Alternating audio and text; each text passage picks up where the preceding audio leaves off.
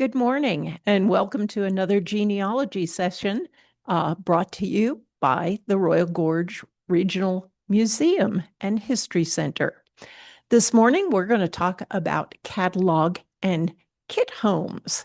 And it's amazing to realize that you could purchase an entire home and have it constructed, or you were responsible for the actual construction of the home yourself. So we're going to dive right in immediately.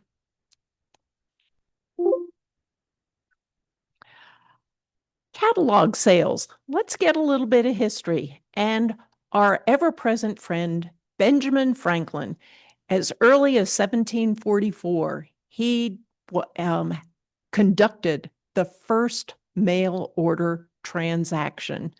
He actually published a catalog of his books, and people were allowed to purchase them. He also was the founder of libraries, one of the founders of the post office. So he was a true Renaissance man who had his thumb in everything. The New York Linnean Botanics Garden also published a catalog. They operated from 1737 all the way up to 1865, 130 years. And they offered a selection of fruit trees primarily. And actually, George Washington visited their nursery and purchased fruit trees from them. By the 1800s, there were seed catalogs for farmers, and they still have seed catalogs today. We see Burpee, one of the famous ones that is still in operation today, that are selling via catalogs. Once it kicked off, everybody got in on the act. In 1845, Tiffany produced their Blue Book, and they were selling luxury goods just as they do today. The diamonds were from French and Spanish aristocracy, and they stayed in business. They expanded their business into other areas, but jewelry is still one of their baseline products.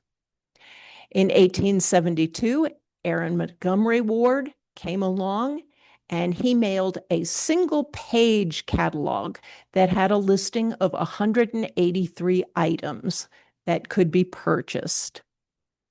Hammacher Schlemmer, the company was founded in 1848, but in 1881, they actually produced their first catalog, and by 1912, they printed their largest catalog that had over 1,000 pages. And we see the traditional Tiffany Blue catalog and a non-traditional Tiffany catalog from 1910. Montgomery Ward catalogs from early years.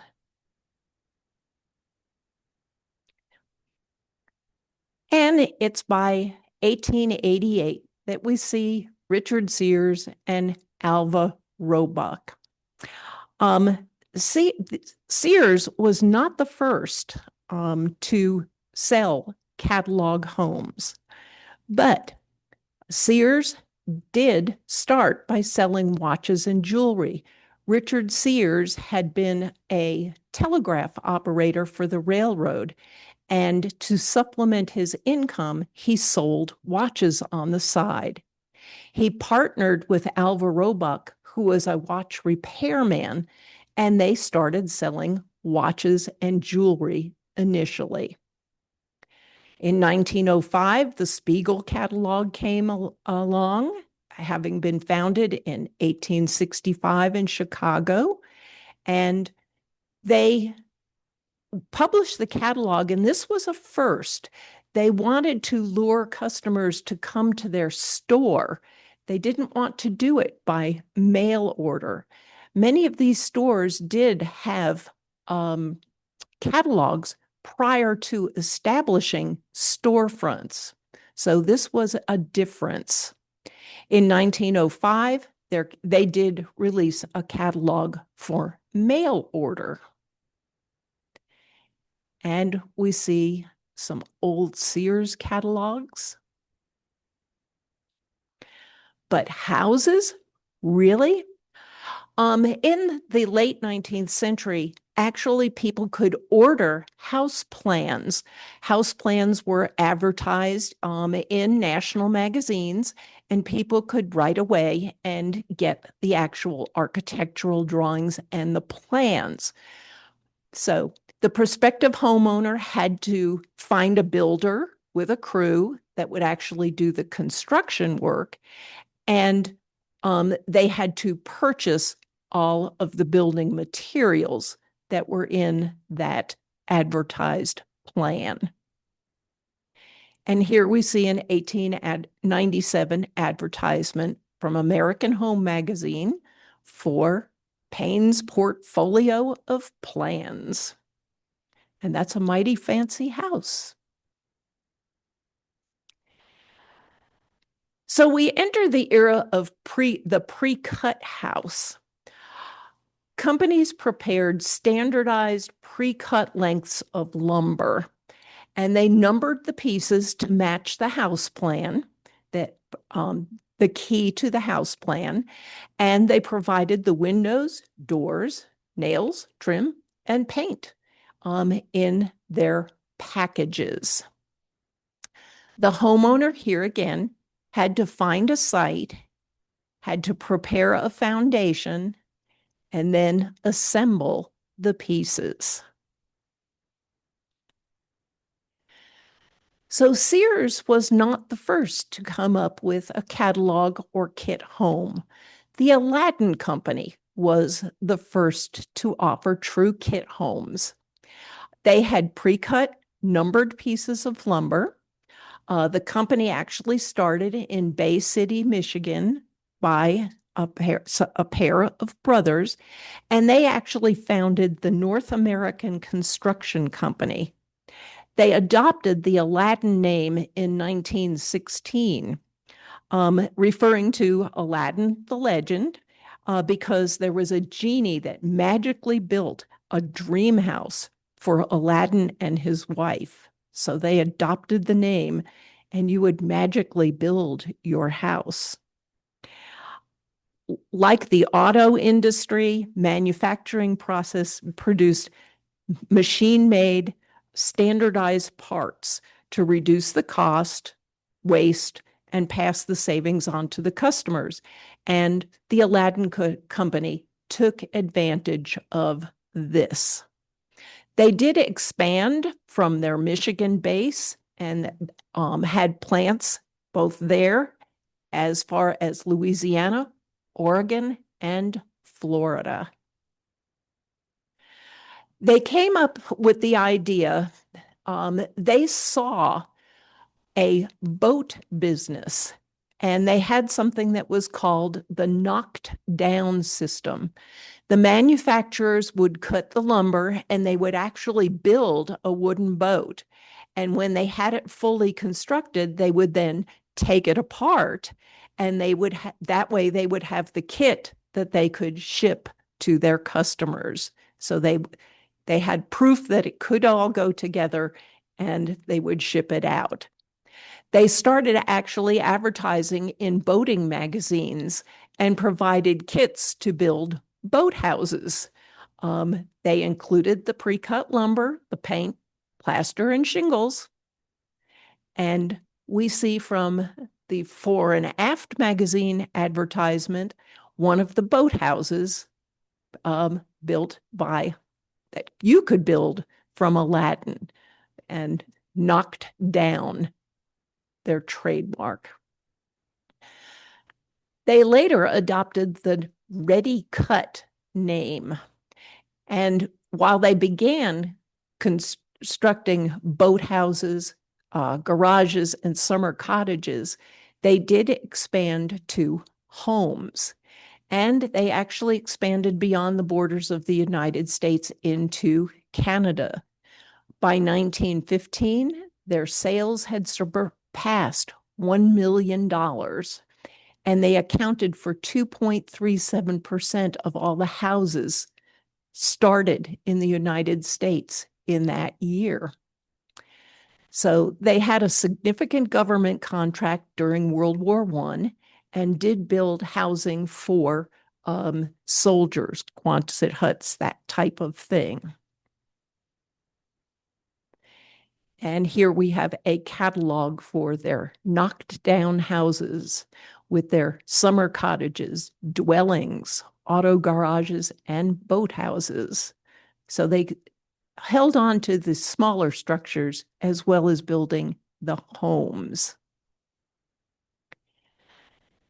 Their catalog included the types of lumber that they used and what you get when you buy an Aladdin house. A complete description of everything that will be included. And we see some simple homes that are very, very similar to their garages and boathouses.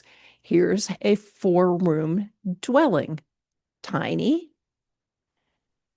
but we see that the plans, the layout of the house, including the front, the back, the 4 rooms, and the size of the rooms and the cost. And we have a 3-room dwelling house as well. But they also did manufacture larger homes, complete with their house plans and all of the specifications.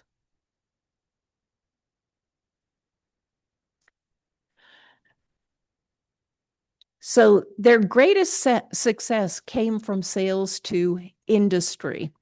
Industry was exploding at the time. It was prior to or during World War I. And so there was construction of company towns around plants, mines, and mills. All of this operation was in support of World War I. So they did build whole neighborhoods. They advertised in the mining, manufacturing, and other industries. And DuPont actually contracted with Aladdin in 1915 to build housing in Hopewell Heights, Virginia. And there was a munitions factory there, and the workers needed housing. Their Department of Service answered questions and offered advice on design, landscaping, and their Homecraft publication featured everything for the home. So we have cookware, dishes, lighting and plumbing fixtures. And conventional builders and other pre-cut builders copied these designs. So once these houses were built, it was very, very difficult to distinguish, do you have an Aladdin house, a Sears house, Montgomery Ward house, etc. So they began development of a planned community in Florida, in South Florida. However, the building boom after the war actually collapsed. So the Florida development never occurred. Here is a 1920 census, and it is from that Hopewell Heights in Virginia. And these people are all living in, they are the factory workers, and they are all living in Aladdin houses. And we see, here's another page, the same group living in Hopewell Heights. And here's Hopewell, Virginia today.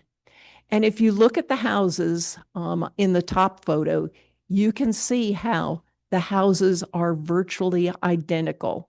People may have added a garage, as in the center, or you see a chimney. Somebody spent some extra money to have a fireplace built. But in looking down the street, you see that every one of these houses, except for their color, is identical.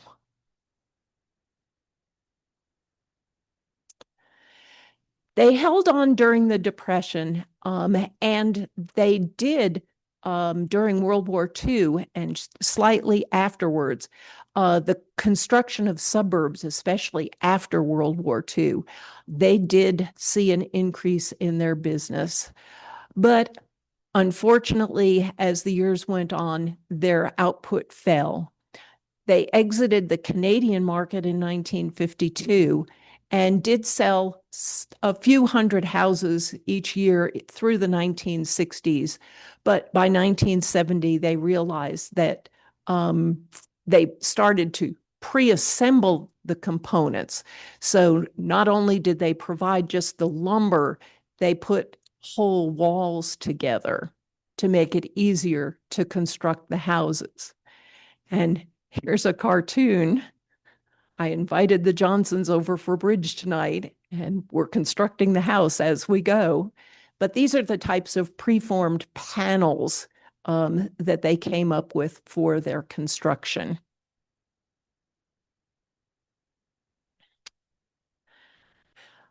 By 1981, the mortgage rates were up to 17%, and the cost of a new house had soared. So they ran into a stagnant building market. And they published their last catalog in 1980, ceased manufacturing, and actually closed in 1987. They are the longest selling kit houses. They lasted for 76 years. It was a family-owned business the entire time, and they sold more than 50,000 houses in 49 of the 50 states, as well as overseas.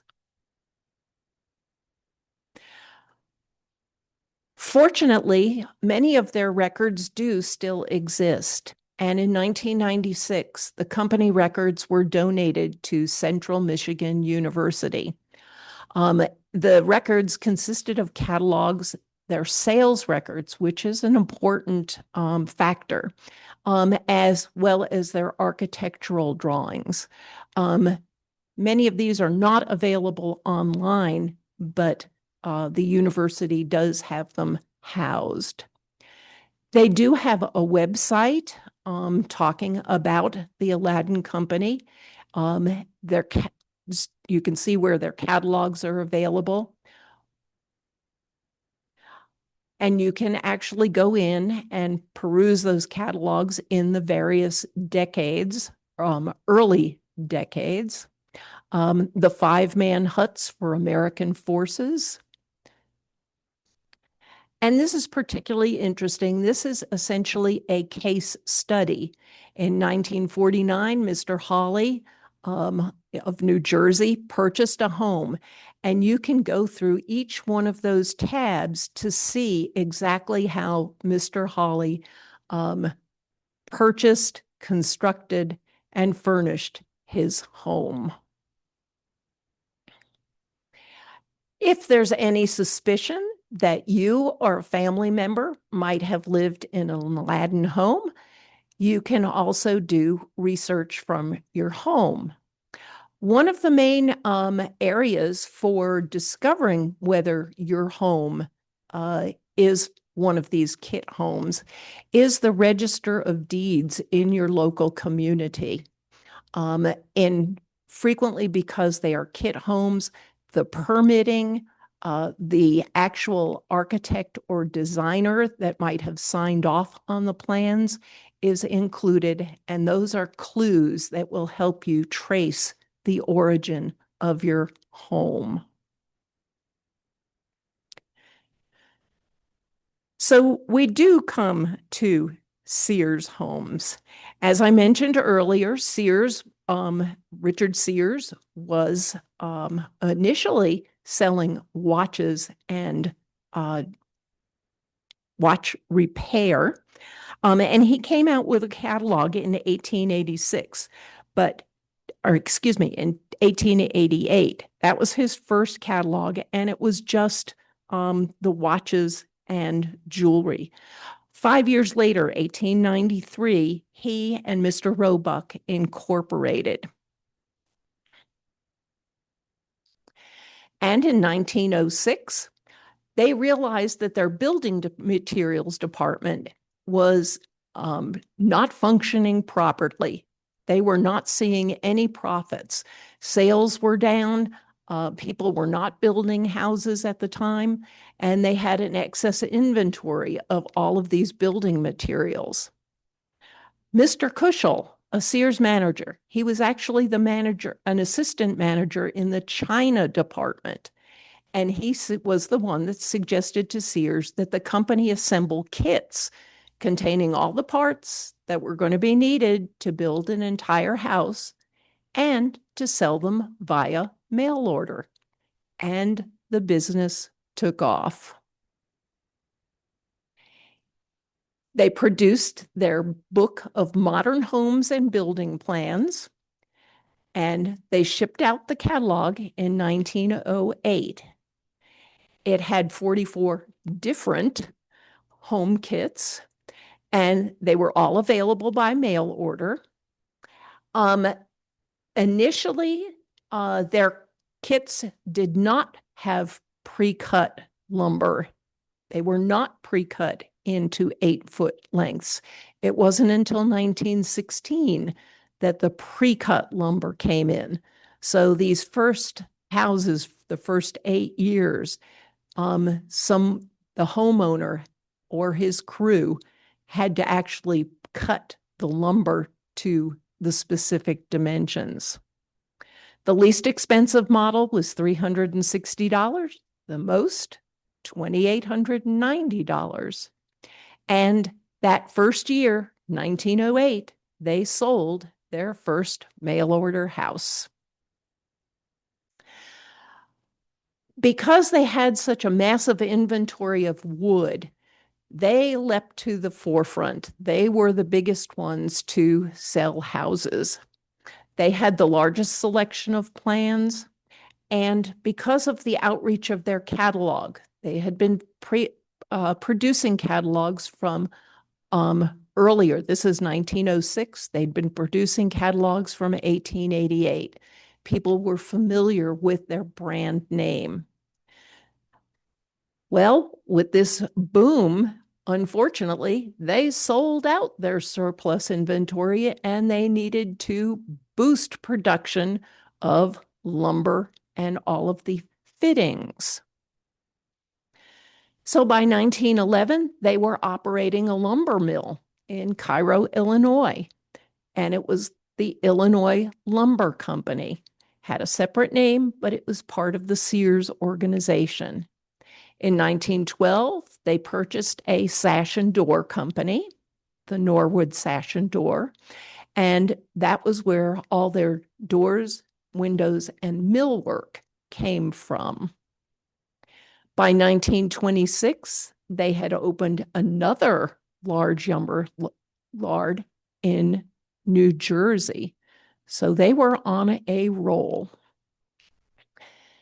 The appeal of the Sears homes relied on 3 or 4 primary differences. Here again, they introduced the pre-cut lumber.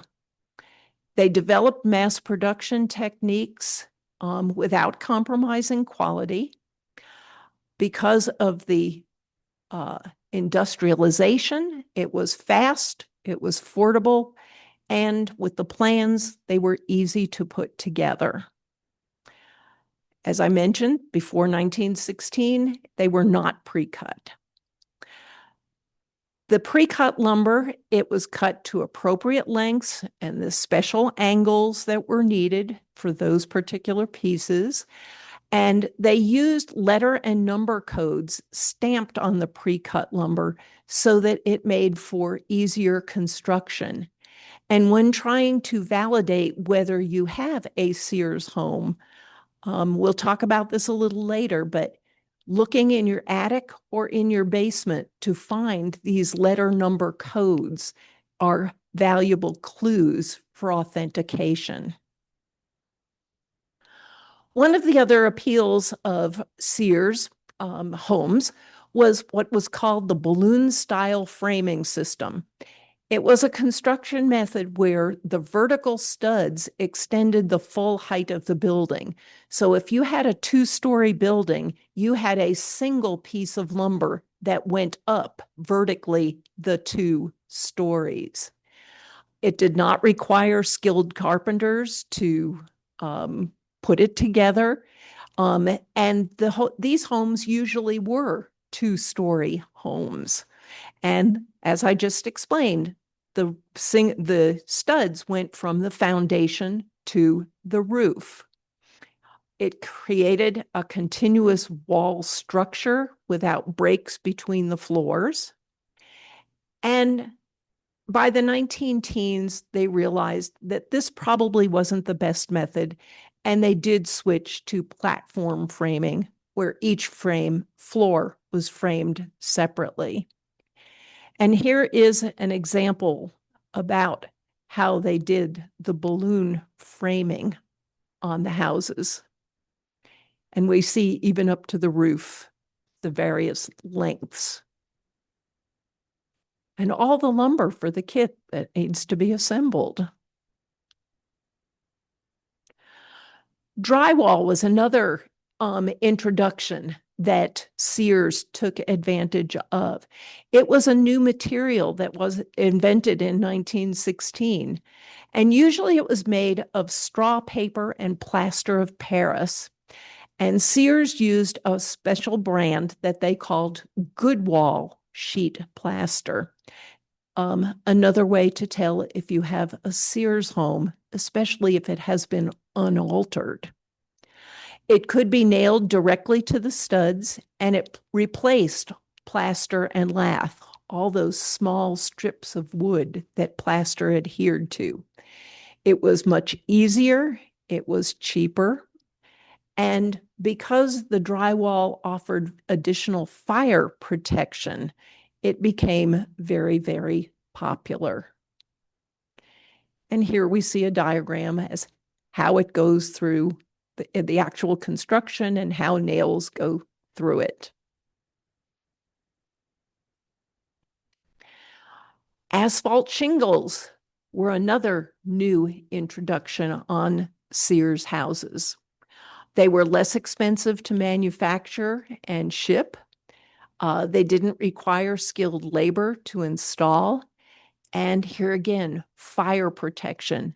They were not as flammable as other materials that had previously been used on roofs. And we see a shingled roof. Sears offered also what they called an all-in-one solution. Initially, their homes had model numbers, but in 1918, they started using names. The base kits did not include central heating, electricity, or indoor plumbing. But because these were options that could be available and that people could pay to add to their homes, it popularized these. By 1916, 1918, we realized that many of the houses did not have central heating. Some did have electricity. Not all had indoor plumbing. So this was the first time that the real appeal of these amenities was introduced to a larger population. So here we have an early Sears modern home with still its number on it. And we see the floor plan. Seems like a pretty exotic home. $1 buys the complete plans, specifications, and bill of materials for this house. And the $938 pays for all of the material, with the exception of the cement, brick, and plaster.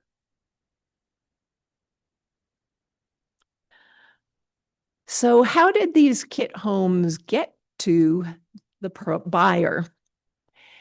Sears homes were constructed primarily, all the parts were assembled in Elgin, Illinois, and they were shipped by boxcars on the railroad. The door for each boxcar was secured with a red wax seal, and the seal was broken by the new owner on arrival. It then had to be trucked to the home site. And frequently, these homes were built within 2 miles of the railroad station because there were 25 tons of materials. That tonnage varied by the model of the house. It might have been a little bit lower for a simple house or a lot larger for a more sophisticated house.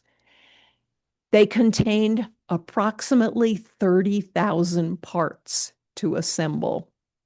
They usually came with a 75-page manual for construction on how to put it together.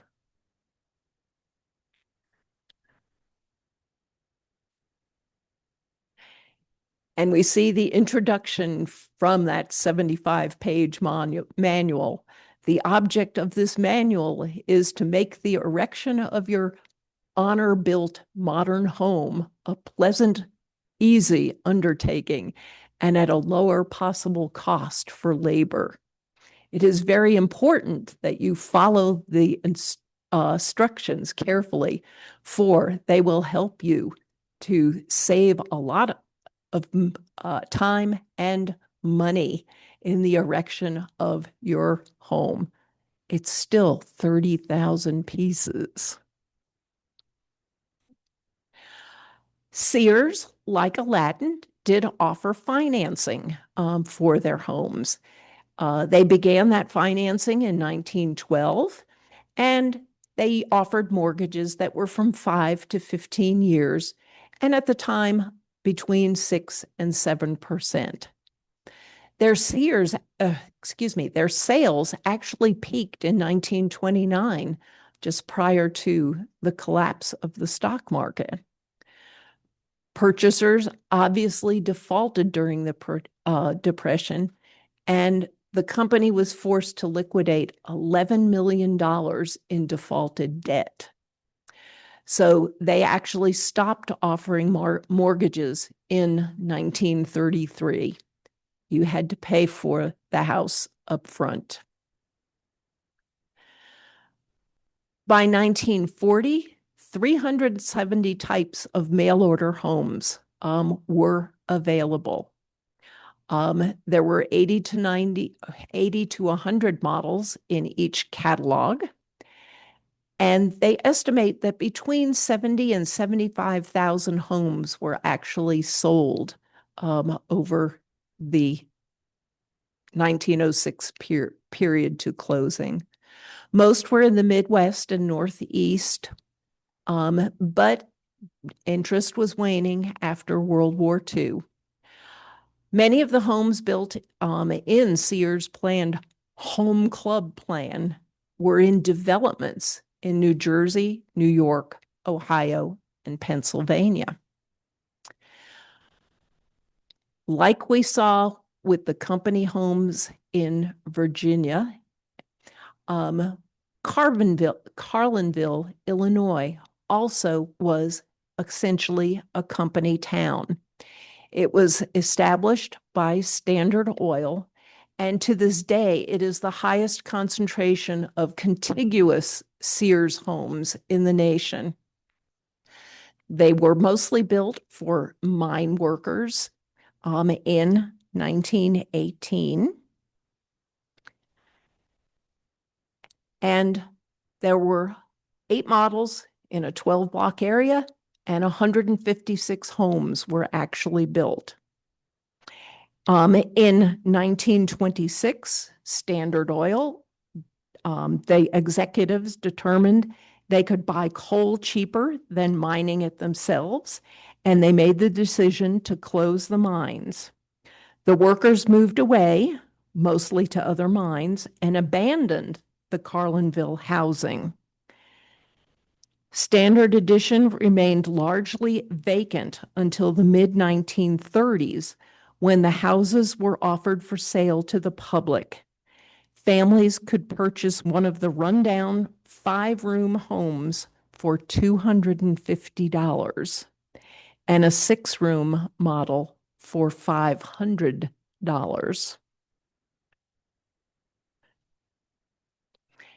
And here is the construction site. There is actually a video on YouTube that shows today what the Carlinville neighborhood looks like. Sears information, their records, their sales records were actually destroyed in a fire. But historical societies, especially in Illinois, do have records of Sears houses. The website searshouses.com.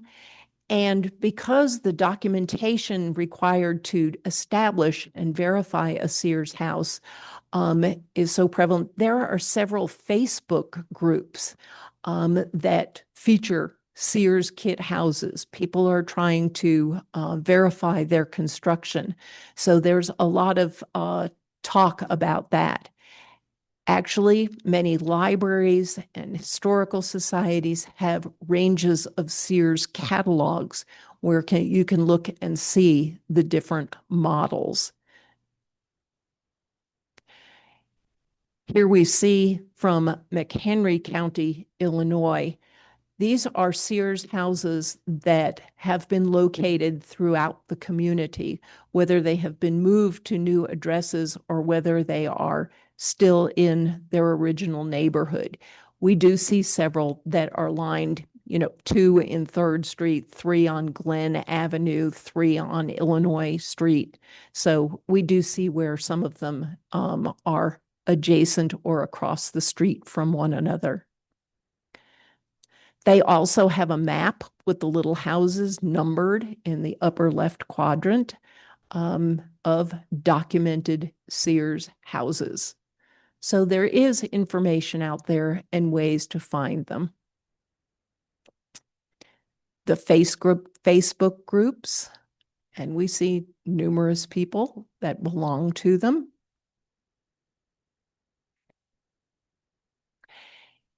And we move on to the UN Roberts Company. They were a large lumber company, and they actually led to the Gordon Van Tyne Company. The Van Tyne Company was incorporated in 1907 as a subsidiary of the lumber company. They were in Davenport, Iowa, and it was named for the middle names of the stockholders, Horace Gordon and Harry Van Tyne. They sold construction materials to builders initially. They were a lumber company, and they became suppliers to Sears Roebuck from 1907 to 1912. But they did also publish their own book of plans for everybody. And they started offering house plans in 1910. They launched what they called ready-built homes. And through the years, they sold 54,000 of these homes. In 1917, they began fabricating Montgomery Ward's Wardway houses and actually provided the lumber for at least 20,000 of the Wardway Montgomery Ward houses. From their catalog, we see when you buy not ready good houses or ready cut houses, and all the extra steps that you have to take. The material, they certify their material that they furnish. And that is a picture down at the lower left of their lumber company. So you see how large and expansive it is. What they provide and what their prices are based on. And they go on with the actual pictures of the various houses. They provided plans and materials for pre-cut barns and other farm structures. Here again, they started with the smaller construction projects, but they did go on to offer homes. From 1924 to 1931, they too offered mortgages to attract customers. And for the most part, they made simple designs. They concentrated on bungalows. And here we see a small 4-room bungalow.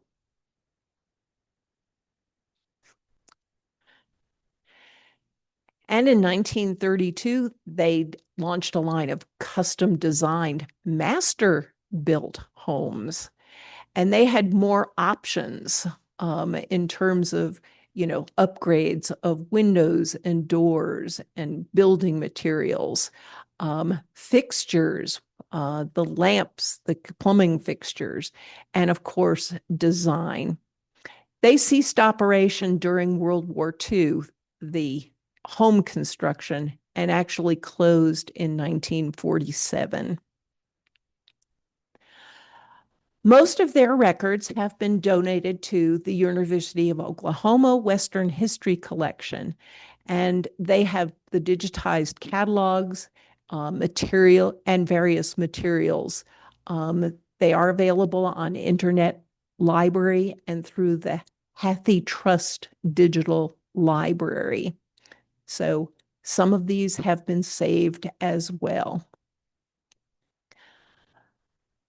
Montgomery Ward. Aaron Montgomery Ward started his business in Chicago in 1872 as a mail order business. And by 1883, his catalog had grown to 240 pages with 10,000 items. Remember, he started with a single page with only 100 so items.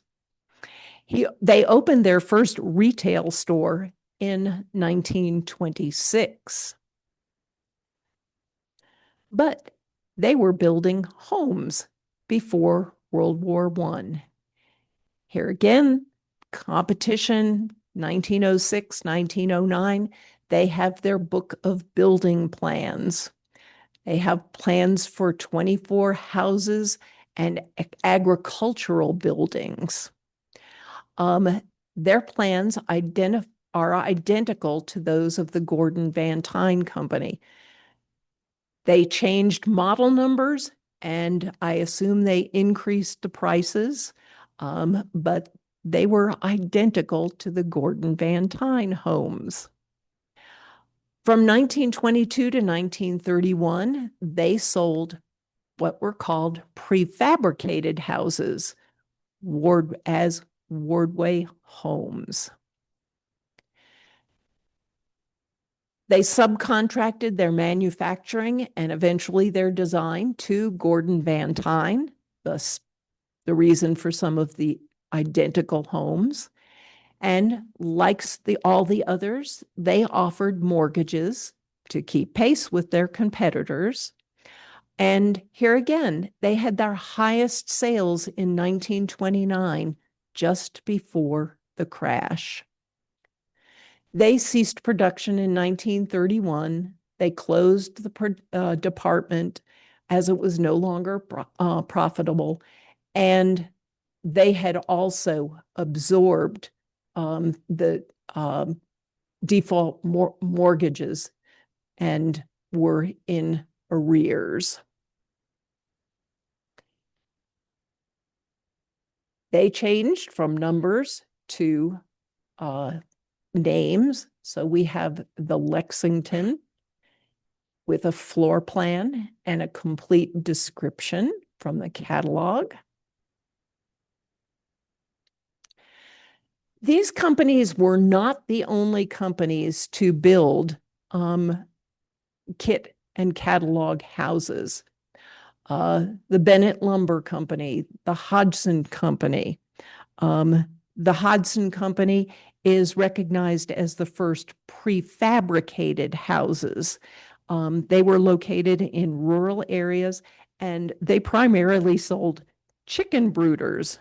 In 1892, they went on for agricultural buildings, playhouses, dog kennels, auto stables, what we know as garages today.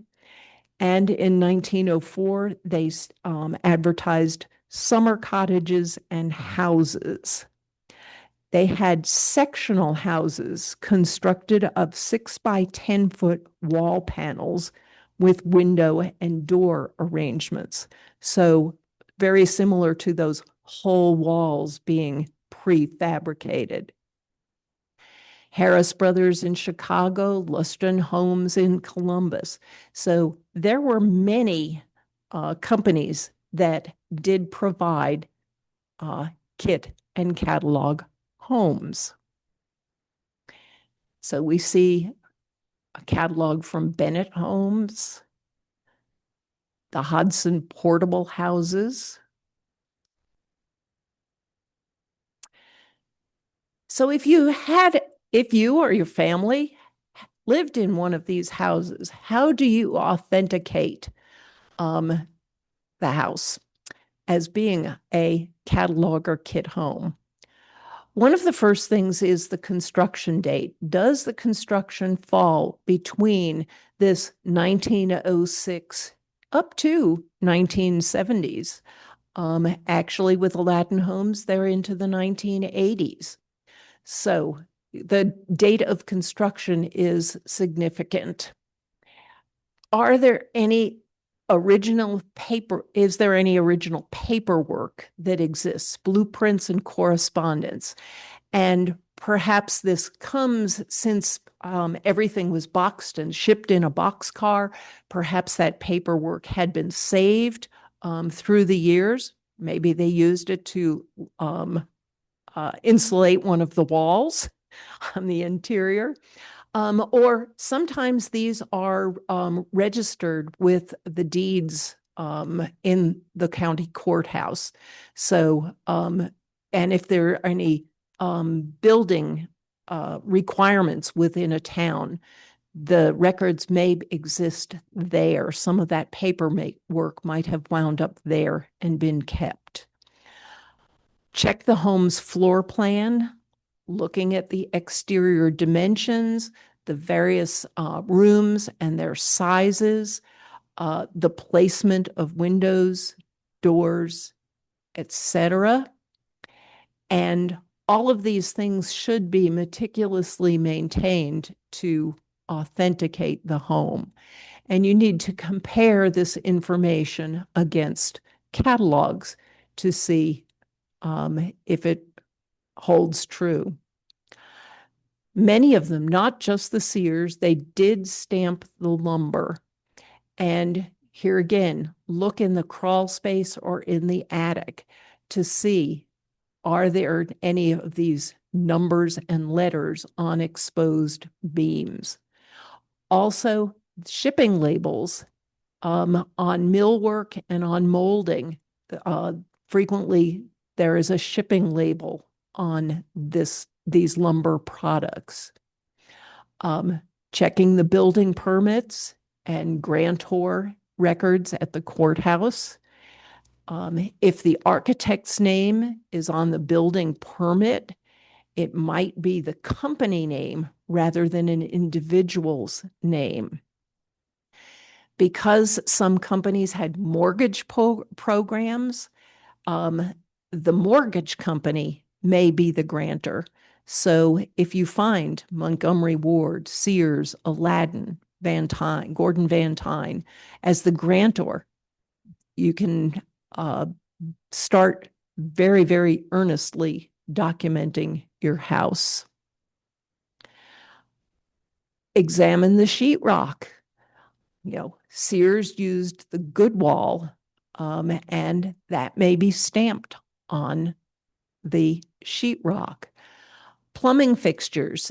Sears stamped their sinks and their tubs with initials Sears Roebuck, SR.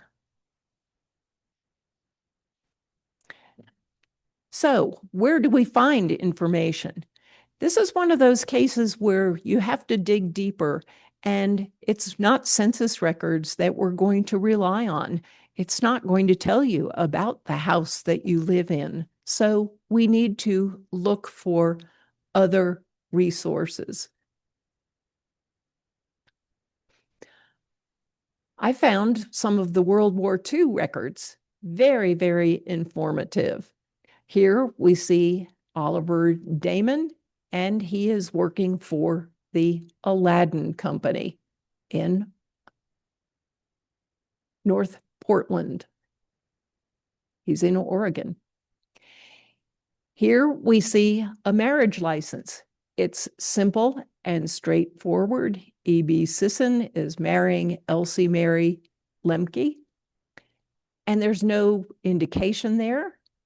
But in that digging deeper, we find a newspaper marriage announcement where in 1922, Ms. Lemke is actually the resident manager for the Aladdin Company manufacturers. Ready cut homes. In the census, we find Mr. Hall. And this is. And digging deeper, we find in September, the Geiger Crisp Company purchased a site in Nelson Avenue and commenced the erection of a model home and testing house for today's housewife.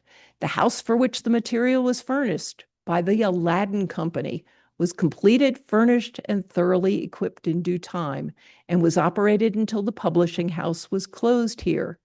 It was then purchased by Bruce E. Hall, who occupies the dwelling at present. This is the census information. This is digging deeper from the census information on the previous page.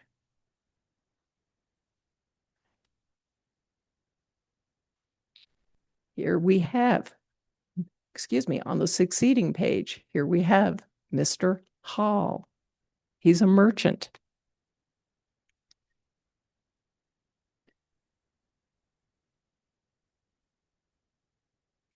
I'm going the wrong way. Here we have an advertisement for the Aladdin Company in Pennsylvania, and we see that Mr. W.E. Swarm is the local dealer for the territory in Pennsylvania. And on the following line, we see W.J. Sovereign, who is one of the founders of the Aladdin Company, and he is president.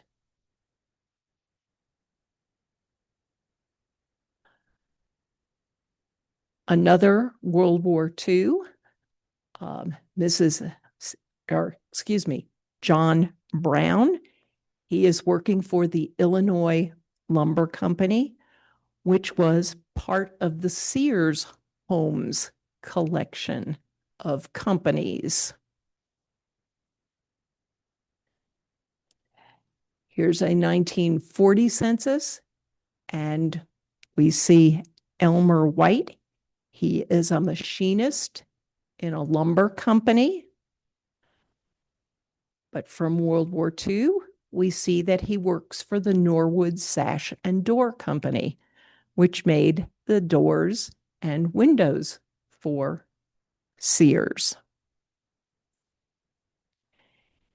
Albert Mays, he's working in the lumber department for Sears Roebuck.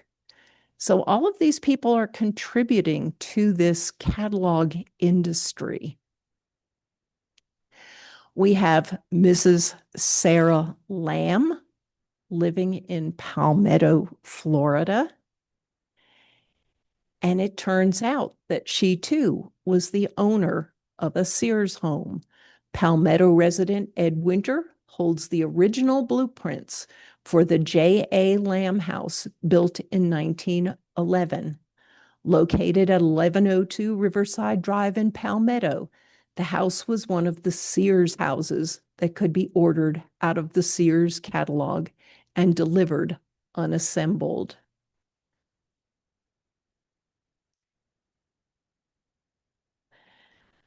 We have John Bush, who is a night watchman for the Gordon Van Tyne Company.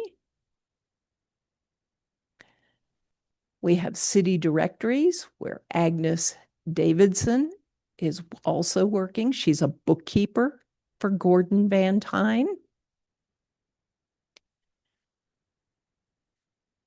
Mr. Littlequist working for Gordon Van Tyne. And in public member trees, sometimes you find stories. Here's a story about the Jorgensen family. Their house burnt in 1916. They moved in and lived in the houses with neighbors.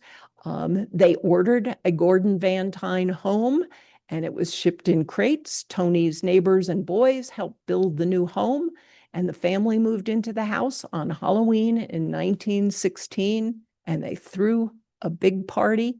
And Christina said she never felt better than she did that spring.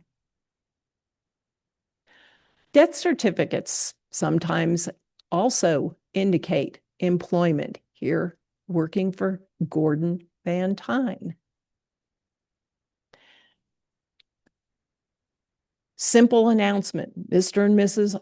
Albert Taylor have moved into one of the Sears houses on West Dixon Street. Here is West Dixon Street, and the Taylors are there in 1910. Mr. Studer is also in a position at Norwood Sash and Door, which made fixtures for Sears. Axel Anderson is moving out and into a home on West Dixon Street. Here again, the same street as the other guy. Mr. Beck, general manager for the Norwood Sash and Door Company. How's business? It's fine and getting better. And finally, June Harris is putting up 5 new dwellings on the south side of Rosemary Lane. And he is building Aladdin homes. There are many books concerning catalog and kit homes, many interesting history articles that you can read, and hopefully it will give you some information perhaps about a home that you lived in or currently live in, or one from your ancestors. And perhaps someone in your family worked to support this business enterprise. So with that, I will turn it over to Jessica with announcements. Thank you, Terri. That was so interesting. That was a topic that I told Lisa I knew next to nothing about. I learned a lot today. That was really, really something.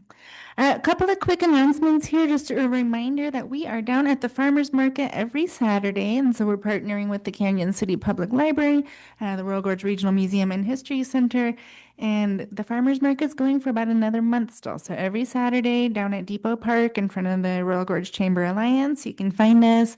We'll have resources on the different offerings we have at the Royal Gorge Regional Museum and History Center. So if you're able to, come down and check us out. Also this month, September 25th, we have our community coffee and conversation. Everyone is invited to come down to the museum, 612 Royal Gorge Boulevard. And so that's a free event. It starts at 9 in the morning, and it's just a conversation. This month's topic is the 600 block of Macon. So that's where the Fremont County building is. That was the former courthouse. And it's also where the historic Washington School was prior to that. So if you have any stories about that, or if you want to just come listen, come on down. And then the last quick thing, and we do have our fossils that were discovered in 2022 on display at the museum now. We have a new display case that just got installed yesterday. So we encourage you to come down and see them. Thank you, and we'll see you next time.